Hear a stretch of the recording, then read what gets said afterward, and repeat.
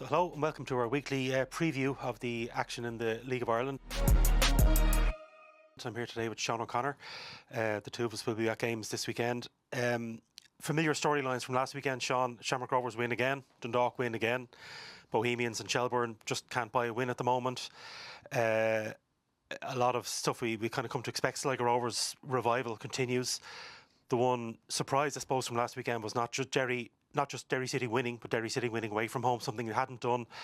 And for Derry to tee up the key game of the weekend, Derry City at home, in inverted commas, to Shamrock Rovers in Celtic Park. It's a much happier camp in Derry than if they had lost another game, because there would have been pressure on the squad. Tiernan Lynch for their first game in Celtic Park. There was massive pressure on Tiernan Lynch and his team.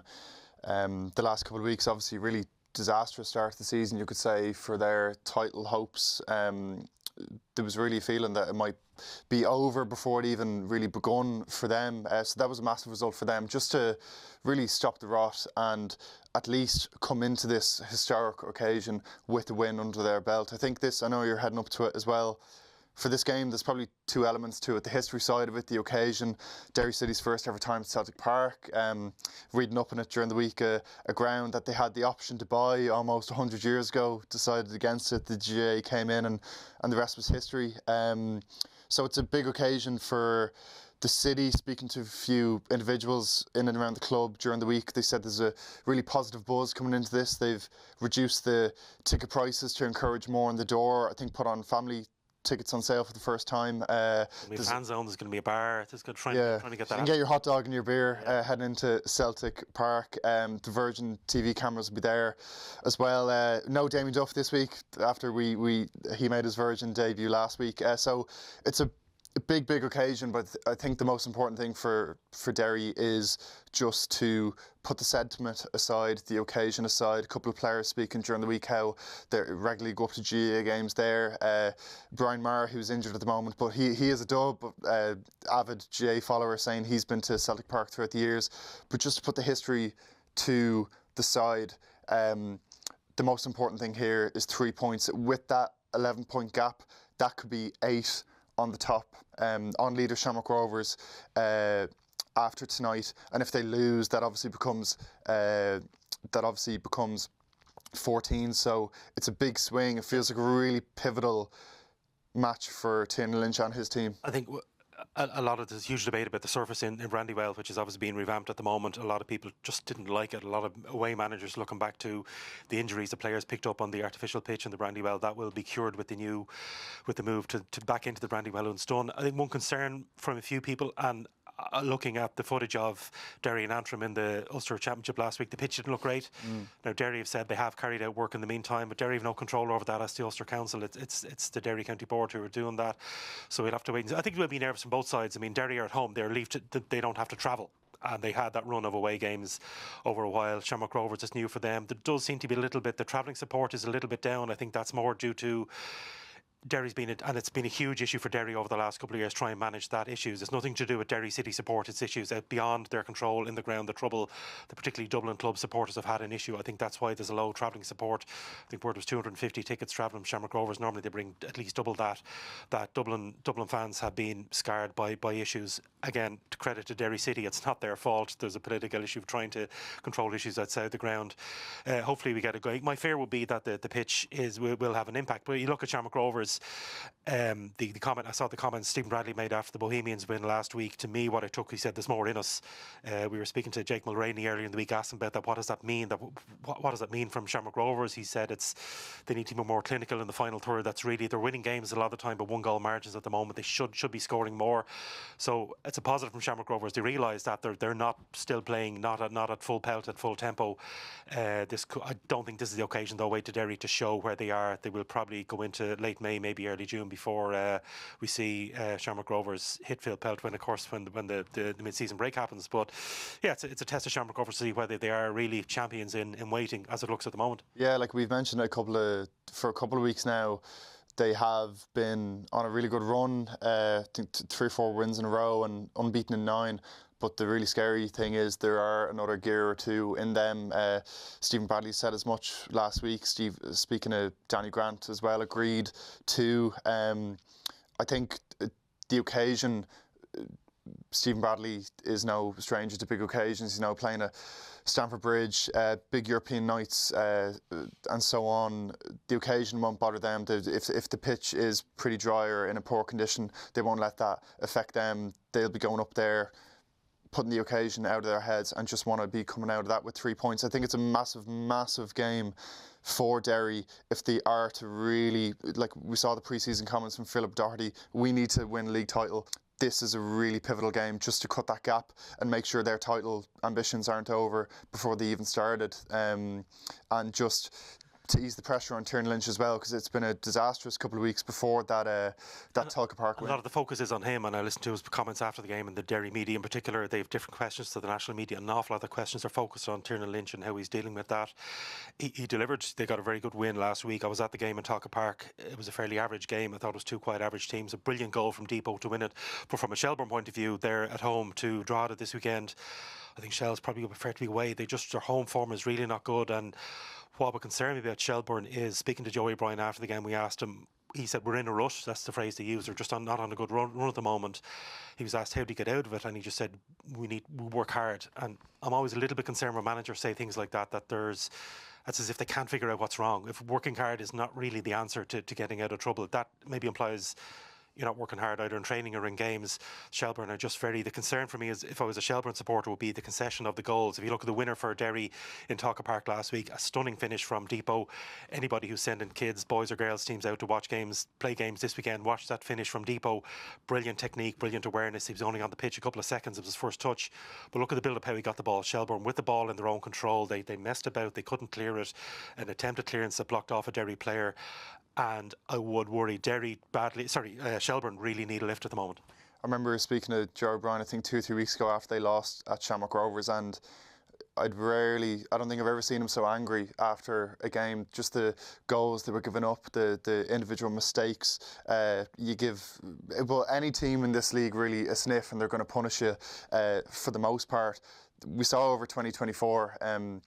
Shells were built on a solid foundation at the back, really, really hard to play against in that final third, and the goals they've been giving away so far this season, it's not like them an awful lot at all. Set pieces, which again is annoying Joey O'Brien, and we said this last week, but as a former defender, he would be aware that their title success was really built on being strong, scoring from set pieces and not conceding them, and they're just the goals that Shelbourne are giving up at the moment are just way too cheap.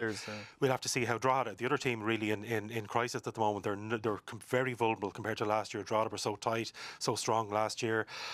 I do wonder, off-field events don't dictate how the team plays, the team that Kevin Doherty picks, but I do wonder if the issue with Joanna Byrne and the owners and everything else, if that has somehow gotten to Drogheda as a club, because it doesn't look... Drogheda looked like a very happy place the last 2 years. They had the cup success, the issue with Europe, but they looked like they were... Kevin Doherty was very good at kind of an us and them mentality, you know, instilling that, making Drogheda a place that nobody wanted to go to. It just looks a bit off at the moment, and I don't think that has helped the issue where the popular co-chair, Joanna Byrne, former co-chair now, who's hugely popular, her family are steeped in Drogheda United history. They're still at loggerheads with the support, and that's not why they're losing games, but I don't think it's helped. Two teams here who will not be happy probably with a point from the game. Two teams here really, really, really need a win. Just touching back on Shelbourne for a second. They're just not getting enough from their players. They've one of the most talented squads in the league, one of the deepest squads in the league, and one of the most, I think, balanced, the quality all over the pitch in every position. And like you look at Rodrigo Freitas, really yet to get going. Will Jarvis took him a good few weeks to get going. He was much better last week, I thought. Still not starting. Yeah. Impact off the bench. That back line making individual mistakes. It just feels like you can't be dependent on the likes of Harry Wood to get you out of a hole. Other players need to step up. Meepo's still out injured. Paddy Barr come back is a huge plus. Casey's still out injured. They need players just to step up, and I thought the comments from Damien Duff on Virgin last Friday were pretty striking, that he felt like some of the players were letting Joey down at the moment. I think for a man who knows that squad, I know there's been a few comes and goes since then, but knows the bulk of that squad so well, I thought that was really that said a lot. So Joey O'Brien, speaking after the game, says we need to roll our sleeves up. Players need to step up. The players really do need to give him a response. And there's a good opportunity now against Drogheda side, who are in a horrendous run of form, winless since the second round of games, ninth. I think just 6 points off the bottom as well. It's been a really, really difficult few weeks, difficult season so far on the most part for Drogheda. The likes of, they don't have players who are stepping up as well. The likes of, Brandon Kavanagh, other players too. We need to see a lot more from. Changed goalkeeper as well last week. So yeah, that was selection as well. I don't think that was injury too. So we'll see how they do. That's obviously Celtic Park for Shelbourne and Drogheda. The other game in Dublin is another derby, St Pat's against Bohemians. A different mood around. I think Bohemians, you were in Tala last week, so maybe a little bit happier Bohemian support. Not that they lost, but at least they gave it a go, had a fight, bit of a victim complex over the penalty that was given. Bows probably, despite on that run, probably took some confidence from the performance against Rovers, but still Bows have dropped a huge amount of points in the last, after that stunning run, whereas St Pat's seem to be in a nice little run. They're getting goals, they're coping with the injuries. St Pat's probably feeling a little bit comfortable coming into this one. Yeah, Alan Reynolds will be having to ask himself, where has their form gone to? Storming to the top of the league just a couple of weeks ago, and now 4 draws in a row, and coming into this off the back of back-to-back defeats. Last Friday was a funny one because I thought they were off for the first half, much better second half, pretty much deserved a point out of the game. So it was like speaking to a couple of fans at the game and across the weekend. No Bows fan is ever going to be leaving Tala happy with a defeat, but a couple were saying they've never felt like happy is the wrong word, but like it didn't hurt as much because the performance was there, and it really was like a controversial decision with the penalty. Game goes the other way. Jordan Flowers hits the post. Those big derbies, chaotic derbies, are decided on big moments, and they really went the way of Shamrock Rovers. But for Bows, yeah, there is a little bit of pressure now just to really stop the rot, get back to winning ways. But goals have been hard to come by in this game. I think in the head-to-head meetings, 3 0-0 draws in their last 3 meetings. So they'll really have to take their moments in this one. Douglas James Taylor coming back is a big plus last Friday, making his first start since February after injury. Colin Whelan coming off the bench, making his mark with a penalty as well. So, the likes of, I would have liked to have seen a lot more from Ross Tierney, Conor Parsons, Zane Myers last week. Dawson Devoy was really good, as he usually is. And for Pats, yeah, that was an important win last week at Drogheda, just to get back to winning ways and bring the good vibes back a little bit. They were on a really good run, couple of wins in a row. Did have 2 defeats in a row. It feels like the good vibes are back at Richmond Park now. Stephen Kenny talking a lot about how he wants to make it a tough place to come, and yeah, I don't know, it's a tricky one to call here. Pats want to be continuing their largely decent run of form, and Bows, you feel like Bows need to prove a point here. Hopefully there won't be any neutrals. It's going to be sold out as again, so it's really one for the hardcore. A lot of neutrals at the first game when they met in the Viva back in February, where there was no goals and not many chances. It was a good occasion in terms of spectacle. It wasn't a great game of football. Hopefully we get more action. At the other end then, we've down the RSC, where we've Waterford at home to Galway United. Galway had been on a good run, but wrong end. Brilliant goal by Stephen Walsh last week, deserved to win any game. Galway will swallow that, but just seems to be a lot of things going wrong for Waterford at the moment. A lot of unhappiness with the supporters. Suggestion that Kevin Long had was get on the end of comments from away support from Waterford supporters last week, and he reacted with a gesture. It just seems to be building up to something that just isn't quite right. And Galway will probably travel thinking this is their chance to put more misery on Waterford, Waterford need a break at the moment. They still have that scope for goals in Amond and Lonergan. They have 2 assets that most clubs would love to have. Galway don't have that really firepower, but it just doesn't look happy at the moment in Waterford. Something's not working at all at Waterford, and you thought they would have. They did stop the rot with decent 2 draws in a row. In the space of a week. Yeah, Bows and Shamrock Rovers, wasn't it? And you're coming into that game last week against Sligo Rovers.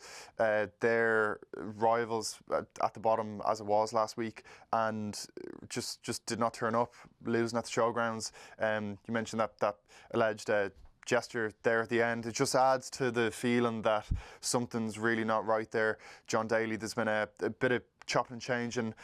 Ammon's not really getting a run of goals. Conan Noonan, I remember chatting at the start of the season, really excited for the season. Haven't seen, things aren't going his way at the moment. They're not getting the ball into him enough. He's such a good player, and they're not getting the ball into him enough at all. Kind of mistakes at the back as well. Just the vibe around there, you know, when the RC can be a great place when things are going well, but when things are going really poorly, as they are, yeah, the pressure's on. And Galway United really with a really solid start to the season I think they'll fancy their chances here. It can't turn, of course. We see that with Derry. Look, they went to Talca last week, you know, under a huge cloud. They delivered that win. Sligo Rovers a couple of weeks ago, there was questions about John Russell, where they're going, a heavy beating by Bohemians. And Sligo now, the form team, they're at home to Dundalk on Saturday night. We have to mention that game as well. Probably the two form teams of the league. Dundalk, every week, I'm sure we're going to be reminded. Some of us in our pre-season predictions in the Irish Independent had Dundalk down for automatic relegation. So it shows what experts we are, how Dundalk are going to Europe, not the first division.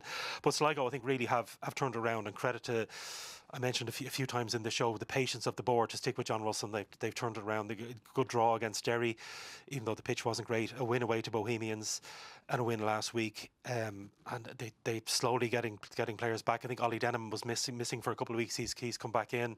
McManus was a big loss when he played for Bohemians. Sorry, when he couldn't play for Bohemians. Things are just starting to fall for Sligo. Will Fitzgerald, every time I see him, I just think, how is he playing for Sligo Rovers in the League of Ireland? He should be playing at a higher level in a league abroad.